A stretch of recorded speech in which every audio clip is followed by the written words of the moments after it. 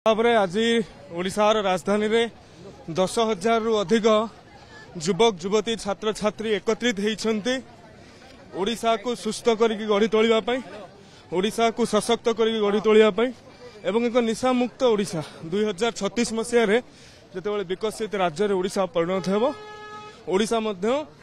निशा मुक्त राज्य रे परिणत हेइथिबो जहार युवक निशाग्रस्त नथिबे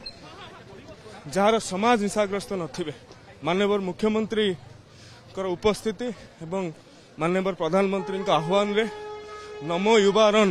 जो भाव में सफलतार सहित संपादित है निश्चित भाव में कहबी ओडिशा एक भल मार्ग रे भल पथरे आगुच निश्चित भाव में किंतु सामाजिक जागरण नहेला पर्यंत सबु कथा को नाली आखि देखी आमे ठीक करि परिबा नै सेथिपई जनता ठू आरंभ करी नेता पर्यंत गणमाध्यम ठू आरंभ करी जनगण पर्यंत एथिपई समस्तंकर सहयोग मु प्रतिवेदन करू।